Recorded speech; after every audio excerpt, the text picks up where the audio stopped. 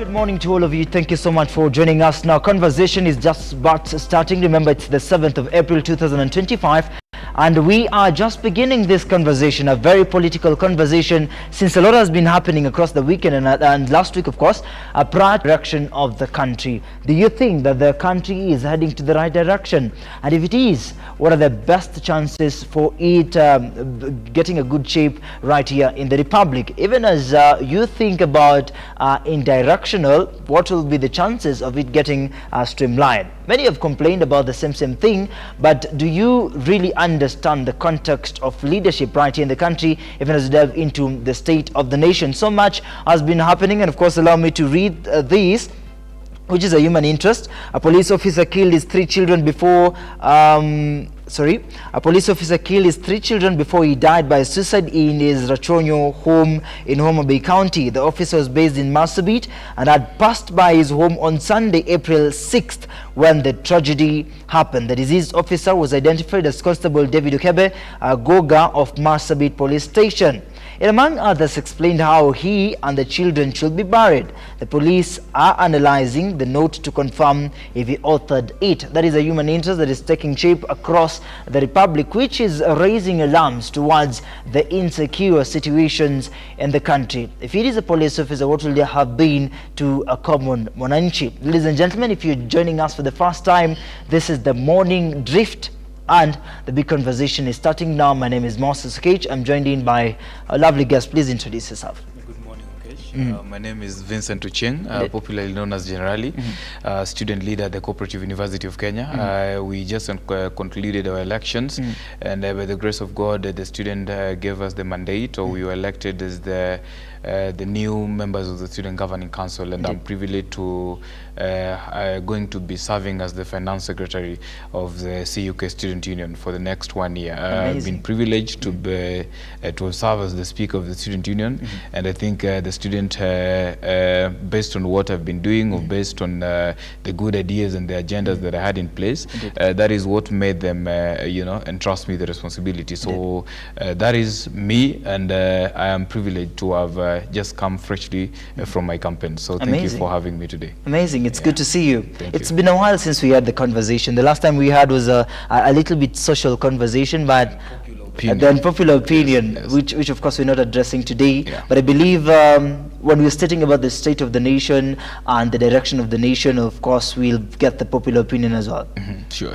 All right. Definitely. So in the meantime, our guest Victor Maobe will be joining us in the next few minutes to have the same discussion on the direction of the country.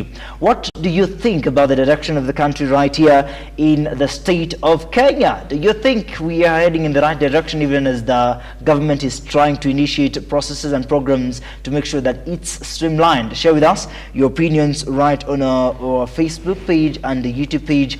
Use the hashtag The Morning Drift. Let's begin with this. The event at Kasarani PCEA yesterday, as Rigathi Gachagua was attacked by guns. What will be your take on that? That is uncalled for. That wasn't worth the event. I mean, our country is in a very pathetic moment as of now, and it's something that is to worry us, and where we headed to as a country. That's all we need. That should be the conversation all around. I don't think if it's in order, if my ideologies is differing with yours, the best way you can attack me or the best way you can tackle me is by sending goons, and not just in a mere political rally. You're sending goons in a church. Where are we headed to in a country? Where is our president? I mean, the good ideas. He was a church member during his campaigns, and all of a sudden, goons are now being sent to attack the former vice president in a church service. That was uncalled for. That was unconstitutional. That was unworthy, and that was very pathetic, and it's so embarrassing as a country. And we need to question ourselves again that what kind of leaders do we have in place? And all this manipulated, or all these, were coming around from the just concluded protest from the Gen Zs. This is now where a situation where the young generation are having differing opinions from the government. Some of them are being adopted, and now we are seeing the political class themselves when they're having different opinions with the government. They are not buying the ideologies of the government. They're being sent goons to attack them, to boo them in the political rallies. That is not acceptable. And in a constitutional democracy where we believe in law and where we believe in the law of persons, where we have the right to express ourselves as the citizens of Kenya, we will not allow that to happen. And we as young people are going to call ourselves out to address this issue with urgency that is required. Indeed. It was a normal church event. It was a normal day for everyone in the church. And then a few minutes later, there was panic all over. Maybe to ask, who would have sent these guns? Politics is, I say that is a local politics. I mean, politicians rub shoulders amongst themselves. But trying to show the public that they're having the differences at their own, I can't start pinpointing figures or saying that, these are. I had the deputy president say that the police officers were ordered not to attend or not to provide security at the church service. So this is something that came from the state. These are calls that were made from senior state officials. And this was something that had been planned, because there was no police officers around to even bring order, despite all those. Cars were dismantled and the church services were disrupted. So this is something that was organized, and I don't think if we'll ever allow this as a country. And this was so shameful. Vinnie, it's not the first time that Rigathi Gachagua is embracing all these fights with Kunz. There was a time that he was also being followed to wherever he will really go. And getting the context towards what happened yesterday now raised so much eyebrows to the context on the insecurities towards leaders that are opposing the government. Rigiji calls himself the truthful man, and therefore he has come a point of concern, because he's been serving in the current regime for now 2 years, and there are certain things that he knows that he has always come out clearly to pinpoint, and now the government is just afraid of what is this man up to. And remember, the ground is shifting. The Mount Kenya people are saying that, Ruto, you've thrown that is the dark, and you left our man in the dark. And now it's high time. The ground has eventually shifted. You can see in his rallies, there are boos all over. The president cannot be given that environment to speak. And so this is a man who is giving the government sleepless nights, because they know his influence, they know what he's capable of doing. And I think ours as Kenyans is to listen to Rigiji and rally behind his back, because as a country, we are not headed to the right direction. Indeed. Maobe is here with us. Thank you so much for joining us. And I believe wherever you are getting the direction which you're coming to embrace, of course, the direction of the country. What will be your state as far as the direction of the country is concerned? As a country, first of all, I want to say good morning to my fellow Kenyans. All right. As a country, we are not headed the right direction. I have reasons why. Why? First, we cannot have a president engaged in campaigns even before 2.5 years to elections. Of course, there are tours, you can say they are development tours. But when we look back from the places that he has visited before, there are no projects that have kick-started. You launch projects, and in the end of it, Viso tractor and everything, they go back to the stores, and there's nothing that happens. So in my opinion is that as a country we are headed the wrong direction. We cannot be in a campaign mode all the time. When will our president work? When will the government work for the people? The president is ever on the rooftops of his cars. Is that the new office? So in my opinion is that we are not headed the right direction, and it seems like there is no one who is giving us direction.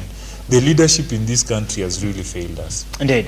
Earlier on, when we were discussing with Generali here, we had mentioned about the insecurities that happened yesterday.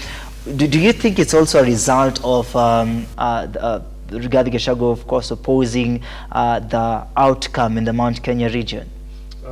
First of all, there's nothing like an insecurity. That was something which was planned, because in this country, our security is one of the best in Africa. If you do a mistake right now, you can be traced where you are. Indeed.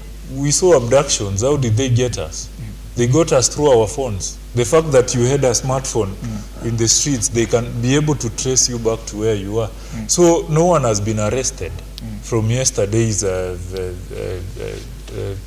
violence, chaos. It was planned, it was state-sponsored. So we cannot have a state sponsoring chaos and then we assume like it's an insecurity. It's not. That was just a political witch hunt. Then why for Rigathi?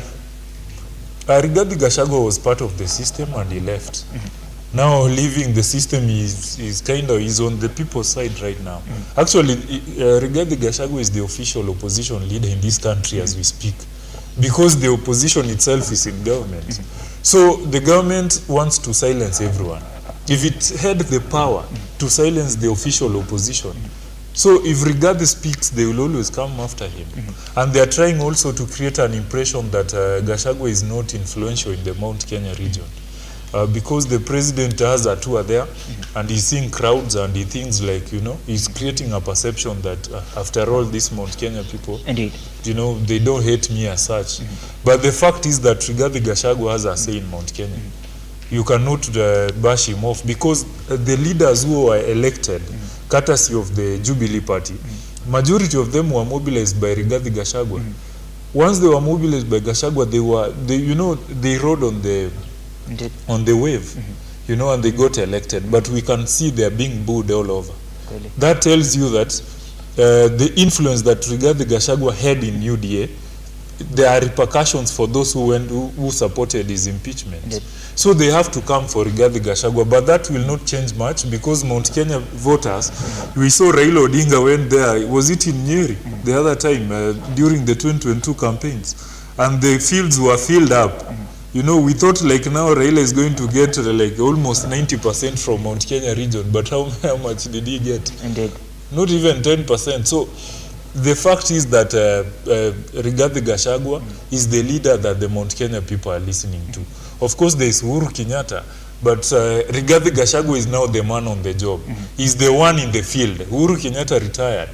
So you cannot underrate Rigathi Gachagua, and the government, by intimidating him, actually they make him more the people's favorite. Indeed. In the region. The disturbance occurred shortly after Gachagua and his entourage arrived for the Sunday service as the group attempted to storm the church, temporarily compromising the security of the congregants. In pictures shared on his social media pages, Gachagua was seen addressing the residents and later sharing a meal with them. What will be your response to that? Is that a strategy to hide the fact that indeed there was something for that outcome at Kasarani? I say this in my opening statement that Honorable Gachagua is a target of the state, and therefore any attempt to try and the remarks that were made after the attacks, we had like my friend has highlighted before, that when the Gen Zs were protesting, they could be traced right in their homes. And out of now, since the occurrence of the event, we've not had anybody who was arrested or who has been went or caught by the police that they are one of the organizers of the chaos. And therefore, this is something that we are saying the state was very much aware, and in no single way we will say that they were not aware of any of any of the plannings or any of the happening that we just did witness. And so I'll rebuke that. I'll not accept anything to do with the the report or the remarks that are being made after the attack. Let us come out clearly and have some reforms right from the police to the ministries and themselves, so that we have an open country where you can openly stand up, speak your mind without the fear of losing your life or you losing the life of your friends or being abducted after just exercising your democratic right. And that is the direction that we need to take as a country. If it is the direction, it's also challenging when yesterday, of course, we had a statement from the majority leader, the Senate, that is Cheriot, was saying that these are old tricks that we've been embracing, that Gachagua is still just embracing the statements from the teacher, that is William Samoei Ruto, just adapting to what he had been trained all along. So the good thing is they are having a taste of their own medicine. If you want to start accusing Gachagua that he's employing goons to attack him in his own rally, I mean, we can't accept this. But again, remember, this is politics. You never know what these politicians are up to. So what if some of them are also trying to seek gain sympathy? That is also a possibility. We can't rule it out. But considering the number of times this gentleman has been attacked, it is something that we can't let it go. Let us have the agencies get keen into the matter and investigate it cleanly, so that we know the root of the issue. Those who are responsible, may they face the wrath of the law. That is what I'm championing for. Do you think the law is working right in the country? Because one of the things that is raising so much concern is the fact that we are having these discussions on a daily basis. We are conversing about this. But when we see a superior leader being attacked or being inconvenienced in one or the other, you remember Uhuru Kenyatta now is speaking so much and supposed to be on the other side. What will be your take on that? Why are we having this conversation? First of all, we need to know where we've come from as a country. June 25th was a milestone in the political landscape in this country, where people mobilized themselves based on ideas. No tribe, no political ranks or anything, but they just came out to the streets to show discontent about the issues. When issues bring people together, the political class gets scared. You know, Uhuru Kenyatta and Raila Odinga are just more of the same thing. What they did, they rushed to save William Ruto from maybe the takeover. You know, we had Raila speak that there was an organized coup. You know, so their fear was if the military takes over. You know, these people have lived politics. The properties they have, they protect them through politics, and they've acquired them through politics. When Uhuru got to power in 2013, actually it's when the problems of this country began. You know, we sank into much debt. Right now we are talking about a ratio of 3 to 7. Any 10 shillings you get, 3 shillings, 7 goes to debt, 3 goes to development, recurrent expenditure, and to the counties. You know, that's why we are not seeing any development from the government. So the political class came together. Raila went to save Ruto, not because he was saving William Ruto as an individual, but to save their careers, their political careers. And their fear was, if this country goes to the army and the army controls it, you know, they are going to lose all the powers that they've had before. So they had to protect this leadership, whether you know, this leadership is not favorable to people, yes, but they had to do everything possible to make sure that the democratic rule remains, because through democracy is where they manipulate the systems. So that's where we come from as a country. In my opinion is that this conversation is very important, because politics now, Kenyans are beginning to realize that politics affects their lives directly. The policies that are passed, and that's why people occupied parliament. They occupied parliament simply because laws are made in parliament. And these laws are implemented by the state. And once you allow them to be made, you don't have a voice per se of saying that now we can reverse these laws. So this conversation is very important, and it shows that Kenyans are becoming woke in the political senses.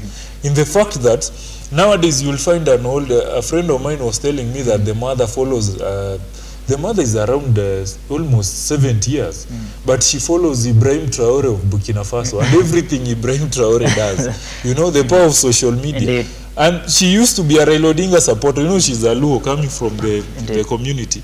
But she changed her mind. She said, no, what Raila did was wrong, you know. So Kenyans are beginning to become politically aware based on the issues that are affecting them. So this conversation is very okay, and that it's part of sensitization, because an empowered voter will bring out, you know, quality leaders. But we find voters that do not even understand why they vote. You know, and actually the most important part of the political ecosystem, and we need to address this, is the mobilizers. And we were talking about that yesterday in some political group. I was telling them, mobilizers determine the type of leaders we get. You know, if these mobilizers are empowered, they can be able to see through a candidate and tell, oh, this one can become a good leader. So this conversation, it's actually the best thing that is happening in this country, and it shows that Kenyans have begun to wake up politically and actually to follow up and to know where their resources are going to, and they are trying to understand how the political system works. Nowadays, even before Ruto lies, people know, people can predict. Indeed. You know, even before you went to Mount Kenya, people could predict what William Ruto was going to say. And that is what he's been saying. Which is raising eyebrows, as well as the multitude that is standing up in the Mount Kenya, in the Mount Kenya region, whereas there's so much population that is coming up, and they're saying that perhaps William Ruto might have done the thing to unite these particular people to come and support him in his tour in the Mount Kenya region. But allow me to ask Generali, who makes sense now? When the government is speaking, the country or the Wenyejis feel like they're not really making sense. So as we speak now, who's really making sense as far as the leadership of the country is concerned? Things have changed and the ground has shifted, and so we've seen in the president's rallies, people have been given handouts to fill the rally and to shout at him or to how do you say, to celebrate him whenever he has the microphone. And so they are very much aware that the citizens are aware of the challenges they are going through.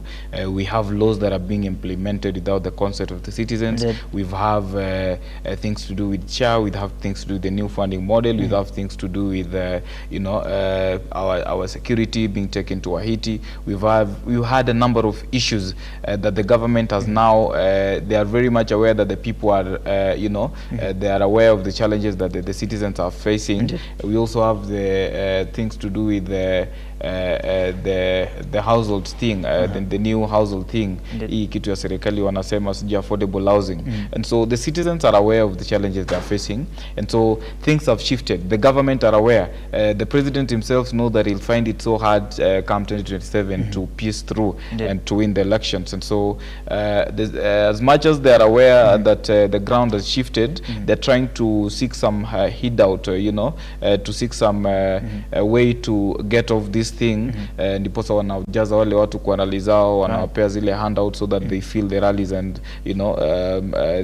to make at least them feel that the ground is still there. The citizens know they are right, they know how to act, when and how, and so we are very much aware of what needs to be done as a country. The secret is on the ballot, and we cannot be seated on the media. The young people, the young generation are there shouting on social media about change, and the same people are being giving handouts to shout in these political rallies. The same people are being given a handout to attack Gachagua in the rallies. And so it is going back to us as young people, that what needs to be done so that we have this change that we keep crying all over. Because typing in social media, Ruto must go, won't change anything. Take your ID, prepare for 2027 to take it home. And that is the direction that we want to take. If there's handout that is given to the people to just entice them of the positive support, that is 100% support in every tour that one's make, in every outstanding presentation that every leader makes. Do you think that is the perfect design for leaders to use to elevate their support from the people? Those who are taking bribes, they are not aware that they are taking their own money. And so I wish there could be policies that any leader caught giving out bribes, actions are taken immediately, and the young people knows how these people should be, how we should act on them. And so anybody who is caught giving out bribes, and there are handouts of around 50 to 100 shillings, something that can't even buy a bread, maziwa, so that you feed your family.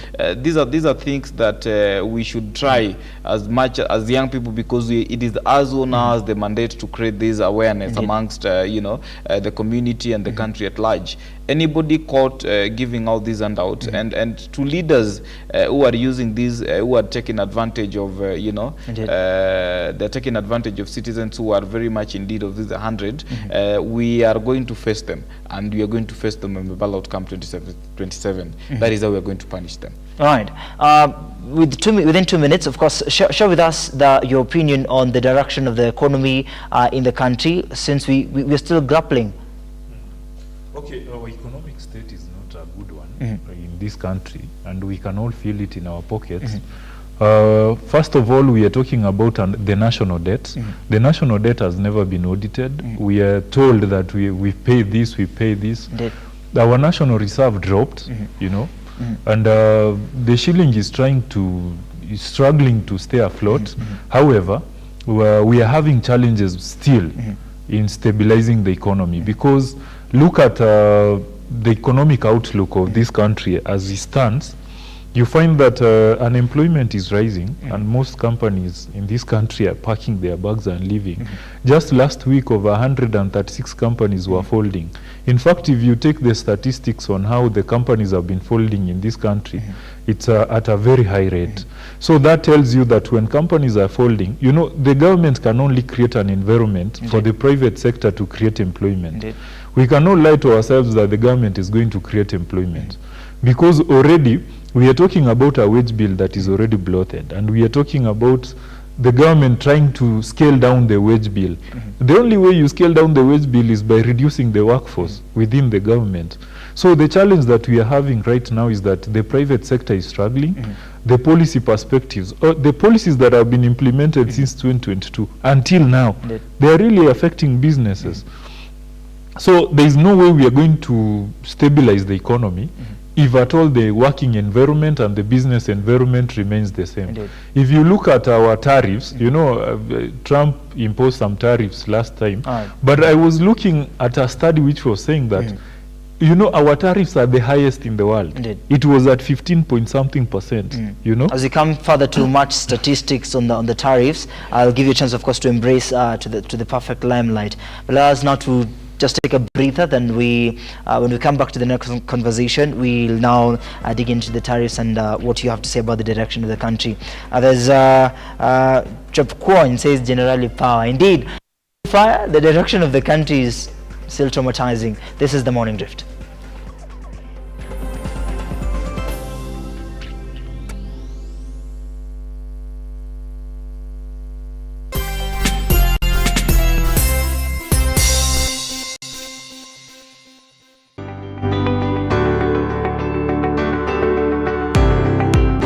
Taarifa zinapochipuka na kutufikia papa hapa kwenye makao makuu ya chumba cha habari cha runinga ya CUK, kwenye taifa, kwenye serikali, kwenye bunge, tunajitosa hadi kwenye sauti ya wenyeji ili kupata tu maoni ya wenyeji kuhusu masuala haya yanayochipuka.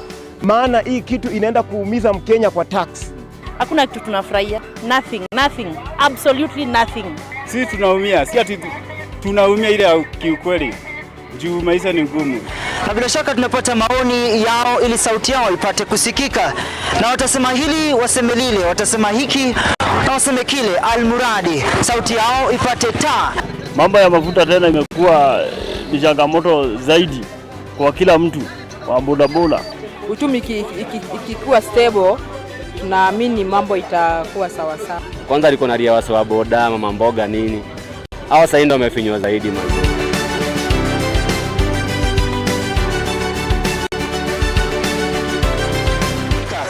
Mtazamaji, hii ni bunge la wenyeji.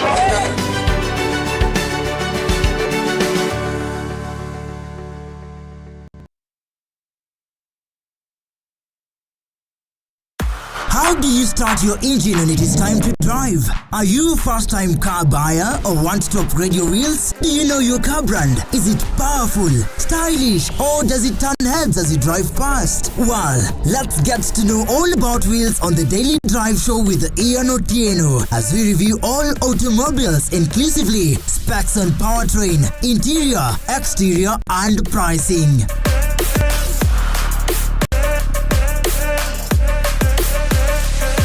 Get on board with Ian Otieno for a dose of automobile scene on CUK TV.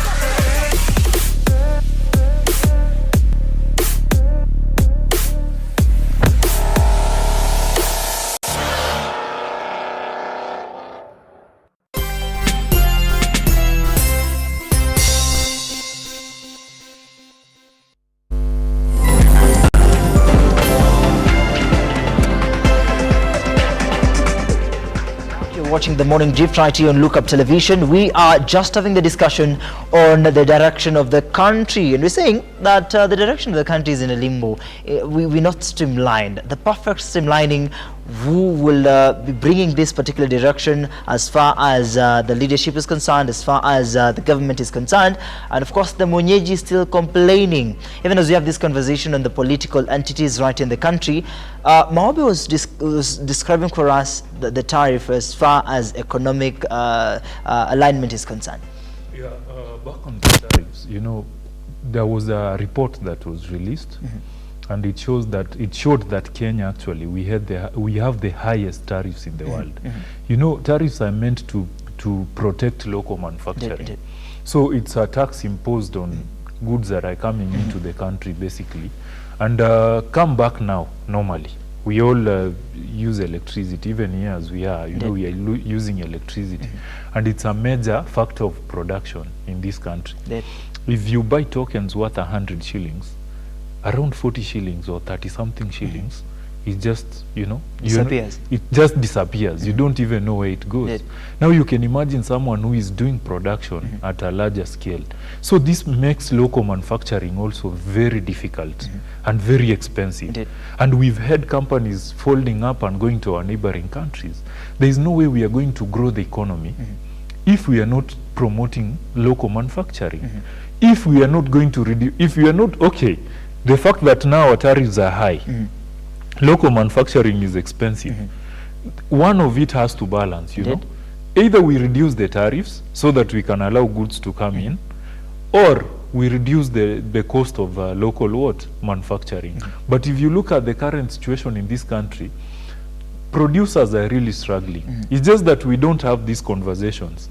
But if you sit down with these business owners, manufacturers, and they tell you about doing business in Kenya, the environment is really, really tough. So the economy is still struggling, and there is no way the economy is going to rise. There are no miracles. No amount of prayers in this country will change the economy. It's just that to reduce the cost of production, the cost of doing business, because there are new laws every time. Right now, banks have been given a base amount to operate. Most banks are going to fold up, or rather to join other banks. You know, we've had scandals in our circles. No one is talking about that. So there is no way we are going to uplift the economy if we are not going to look at the factors of production. And these factors of production, they really have to be very affordable. The reason as to why China is the world industry, it's because they looked at the factors of production. Apple itself produces their products in China. And actually the tariffs that were imposed, I was looking at yesterday, the tariffs that were imposed, they've really affected the American economy. And people are really wondering, is Trump doing the right thing? Is just another Kasongo, but in America, you know? So we need to look very keenly in the economy, and sad enough, we have rich people in this country, politicians, who produce nothing, you know, but they're billionaires. They cannot account for their wealth. It's because of kickbacks, You know, if you try to set up a business in Kenya, it's really difficult. So there is no way we are going to create employment. And that's why we are having our young people now being shipped out, you know, brain drain. You know, thieves. They are being taken to Saudi Arabia, they are being taken, and there is also trafficking happening. So this makes our laws very weak, especially in the implementation part, because when the economy is not right, even in the church, things are not right, you know. Pastors will always tell people, oh, please contribute, and people run away from the church because the economy is not working. So as young people of this country, we compose about 70% of the population, and we are the receiving end, especially when the economy does not work. The rate of unemployment is still very high. The president is not keen to address that. He's at the rooftops of his vehicles trying to drive a narrative, instead of sitting down and asking, what can we really do so that we can save our economy? You know, I'm trying to reason around what you just mentioned about weakening the law, and of course the law is power, but as we speak, there's so much effort to weaken it, and in the near future we will not have the probability that this thing is really working, and who should have the most say and the most hearsay. But But to bring the question to Generali, I'm saying you brought a couple of friends on the social media. They're saying Generali's wisdom, and I think they really want to hear your say on the funding model. I love it when I engage most of my students, and I am always the representative, and so I am a voice to so many. And so I am a junior law student, and I'll quote a Latin law that say dura lex sed lax, which means the law is hard, but it is the law. And so we had the new funding model being scrapped away, being struck off by the court, and then it's been reinstated again, and it's now functional. It happened that I am a student leader at the university, and so I tend to converse or interact with so many students in place. Right now, the most students who are affected are the second year and first year students. We are about to resume our end semester exams. Up to now, there are students who have not received the government scholarship, yet they've paid their required household fees. What happens when you've not, when the government has not paid its required scholarship bid, which means you'll be deregistered by the university? What happens after this? Most students differ. Some of them go home, or some of them are just there. They haven't done their finance registration, or some of them are forced to now go deep into their pocket to have all these, the government scholarship. They pay part of the government scholarship, because without completion of the school fees, the student cannot sit for the exams. And so this is something that we need to sit down. I remember when we were having meetings with the president last year, we had several meetings with them. We told them the idea is good, but the way they're implementing it is not worth it. You cannot regroup education. You cannot say that the poor will be getting this, the rich will be getting this kind of amount, the middle class will be getting this kind of amount. I think we need to have a country where we have a fair education that is accessible by all, that every student, every citizen is able to get their free education. And this is what this is why at this personal level I supported Right Honorable Raila in his previous campaigns, because I remember he saying that he's going to have free education right from tertiary to primary to secondary to higher learning institutions. And so when the new government came in place, fees were we had experienced fees being increased. We have experienced students deferring, and we have experienced a number of cases where most students feel the anniversary towers or the help offices requesting for their help to be allocated. Even the housekeep or even the upkeep help itself, some has not been dispatched up to date. And the key business, the government has not paid majorly the student scholarship. And we have a week, we have 2 weeks. Most universities already have started their exams. And my university were resuming on 28th of this month. And as of now, most students have been deregistered by the university, and it is not their problem, because they've paid their required prerequisite or rather the required fees that they need to pay. Most students are being deregistered, what means that they won't be able to sit for their end semester exams. The parent had been sending pocket money, the parent had been sending rent, some have been sending housekeep, wanalipiwa rent in time. The parent had been spending so much on their parent. Now the semester has come to an end, the student need to sit for the exams and they're not able to do so. Why? The government has not paid the scholarship that they need to pay, but the student has paid the required household fees depending on their band. And so I'd request the government, and we will not request, because that is our right as young people. We demand that the new funding model be scrapped off, and we go to our old funding model that was accessible by all, which used to have little or limited complaints from the students. Most students are suffering, and if they fail to hear our request, if they fail to disperse those bands in the next few weeks, we will call students to the streets. Tunafaa tufanye mtihani. If they don't disperse or if they don't pay the required scholarship, we'll have our students go on the street, because we have talked, we've written emails, we've gone to offices and no response. If it is going to the street, that is the language that they will hear, then why not? We will take our students to the street. Indeed. Also, you guys had a conversation with the president to address your issues as far as the funding model is concerned, but we're waiting to see any of the positive impact that the discussion will have. And in the near future, we'll also need to understand the direction of that particular funding model, since it's becoming now a crisis towards the institutions right in the Republic. But above all, we will you share for us the tribal politics now, into understanding that this is also becoming a point of consideration towards understanding the leadership and the government's progress towards shaming out the divided politics and also tribal politics right in the country. Sisi ni watu wa jamii fulani, and we cannot support a particular leader because of the tribal concerns. Moses, even before we go to the tribal politics, you know, the issue of the funding model is really sensitive, and I want to add my voice on that. All right, please. It's actually classism. You know, you cannot classify people into bands, right? And we've had situations where people from the same family are placed in different bands. Indeed. But they have the same parents, you know. So dividing people into sections based on the economic background, it's actually, you know, that is how do we call it? It's discrimination. Of course. And that is the same thing we are seeing in Chief and Shah.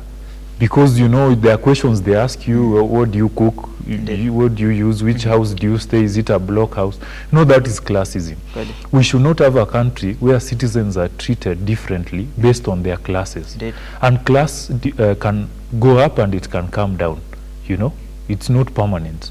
Today I'm a millionaire, I've lost everything on Aviator. So it means that my kids are still placed on a different band, you know. Indeed. So we should not embrace classism. Back to this issue of tribal politics. Well, there's the basic problem. Yeah, you know, it begins from, you know, even in universities and colleges. My colleague can actually attest. When we have elections, I've been in Kabete, and our elections were tribal, even in, you know, at the tertiary institutions. You know, they say Luos are Kisis, you know, what, and then they regroup, and then they decide that they're forming alliances and they're going to elect a certain leader. So this problem begins actually fundamentally from where we come from, you know, as a community. Indeed. You know, there was that national competition between this tribe and this tribe.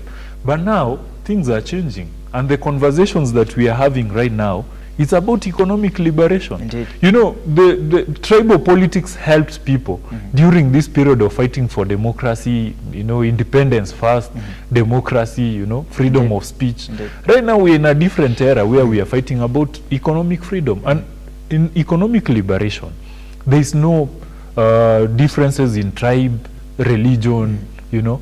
The issues that affect you are the issues that affect me. So we are brought together by issues. June 25th was a clear indication that this country is ripe for an economic liberation. Because people came together because of the issues that were affecting them. Indeed. And these issues were economic. You know, if you are unemployed and you are from this tribe, I'm unemployed and from this tribe, or our earning or our socio-economic standard is the same, we live at the same area, you will not choose who is your neighbor. Indeed. But the economic situation will choose who will be your neighbor. Indeed. You know? Indeed. So the tribal narrative is being pushed by the political class because they know that's where they ride on. We oversee a lot of things. We overlook a lot of things, you know, based on the tribe. Indeed. You say, this is our person, you know, hata kama ameiba, ni mtu wetu. You know, the money has come back home, you know. We even start competing who steals the most. Indeed. There were people who were joking that they've never had a lawyer being involved in a, you know, in a scandal, a national scandal. It was on social media. You know, it comes now down to that. And we lose the country when it comes to that. Right. So our politics should be idea-based. It should be issue-based. It shouldn't be tribal-based. And the tribal chiefs that we have in this country, who are trying to give a tribal direction, you know, they assume that they are speaking on behalf of everyone. That is not the case. So the tribal politics is being revived by the political class, but I'm glad the Gen Zs or the younger generation does not buy much into that. But a lot has to be done so that we can prevent ourselves from sliding back to that. Indeed. It's very easy for us to slide back to that, you know. So it's time now that we start embracing an issue-based kind of politics, just like it is in South Africa. We come with ideas, you know. Political parties should be formed based on ideas, not tribes and regions, you know. So this narrative, I think in the next, like, you know, we are now in Gen Zs and Gen Alphas. I think in the next generation, there will be nothing like tribal politics in this country. Everyone will be aligned. Yeah. Even as we particularly try have the deeper conversation. The two of you are saying that the government is not streamlined. The direction, of course, is in a mess. And if the head is rotten, then possibly the entire body will have a problem. Generally, Vinnie, so what do you think the government, the leaders in the government, the superiors should do to make sure that we have a perfect direction towards elevating the futures of the country? There's a say that comrades love me for this, but they say that you can never fatten a bull on its market day. It's too late. There's nothing that they can do as of now.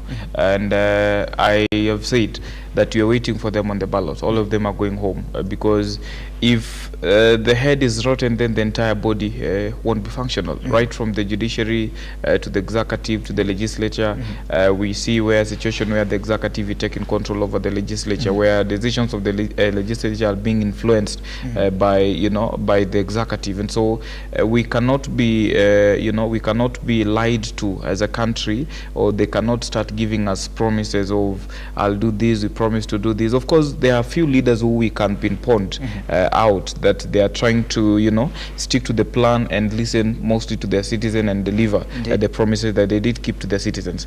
There's nothing that can be done as of now. All you're waiting for is for the alarm to ring and for the elections to be made, and the president and his team, the executive, those members of parliament who are bootlicking him, who are following him all over just to seek sympathy and to associate themselves with the president ndiposa waweze kuonekana wako ground. We are waiting for them, and we are telling them that elections are coming, and there's no any kind of manipulation, or there's no any level of convincing that they'll sit with us as young people to try and convince that they've done this and this. We know what has been done, we know who has done it, we know how it has been done, we know when it was done, and so we're just waiting for the right time. We're just waiting for the alarm to be ring for us to cast our ballot. And for the young people, I repeat this, it will not happen through making noise or rioting online. Go pick your ID, register as a voter, na tuambie tupatane kwa debe. That is the only way we'll take these people away. And if you want to take them away, it means these opportunities will be for us. Those people who are fresh leadership, those people who have fresh ideologies, an opportunity is now going to come for you people.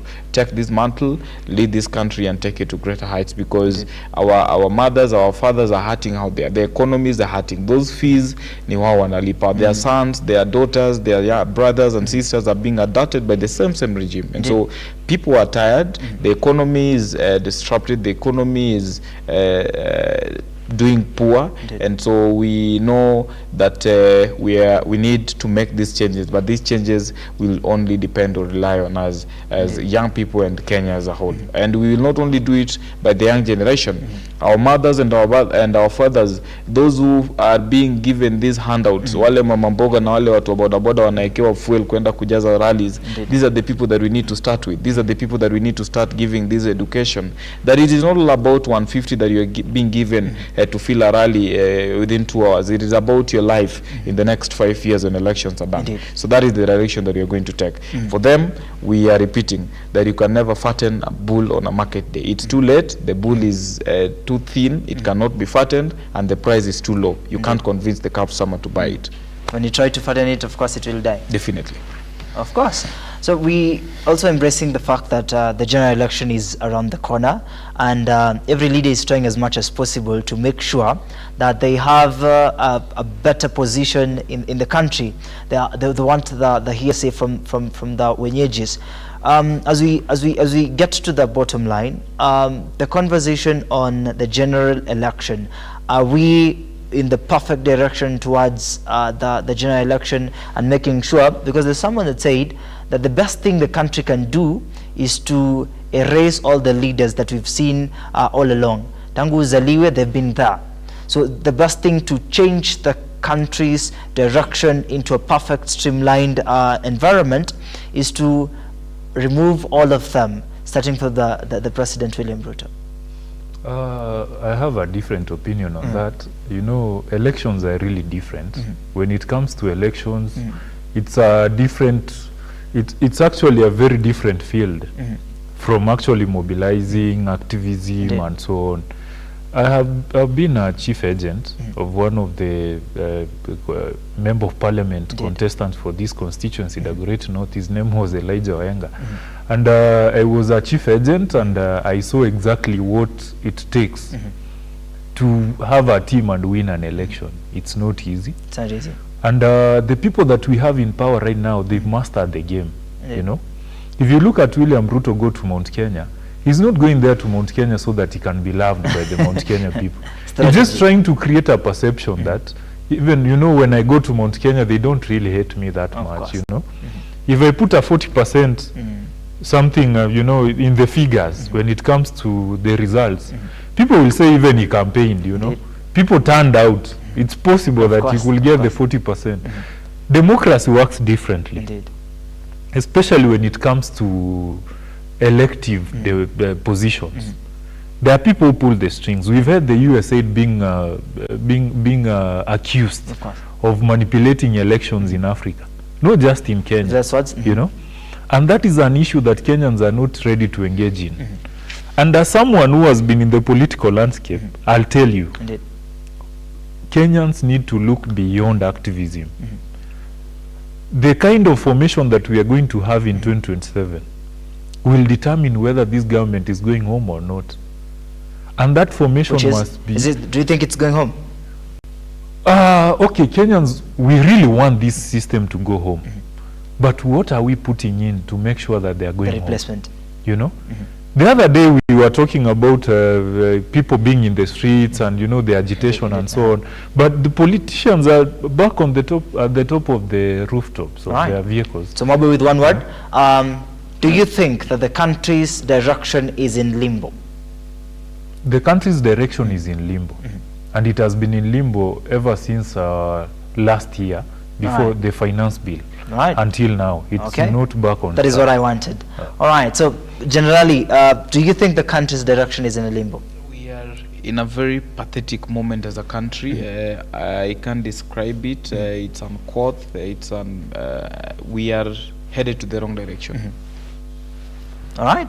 Of course, those are the PSA that I wanted to have, and of course the viewers right here on the Morning Drift, and of course the leadership of the government has also listened to the outcry from these representatives right here. And remember, of course, ladies and gentlemen, we are also streamlining this across all social media platforms, that is on YouTube and Facebook. I'm seeing quite a number, of course, saying Generali Wisdom, Tesla, Collins Omondi, Onyango, Sir James, Adela Jamasaria, Lucas Dishon, and of course we Wellness Rap, Maurice Odur, Joseph Ventoni, Geoffrey Solomon, Ronald Chepkwony, and Adhiambo Okeyo. Thank you so much, Jumpstick, and of course Julius Mungai. I didn't know, because I'm having just an insight, that Kinangop is watching. Thank you so much for your lovely opinion.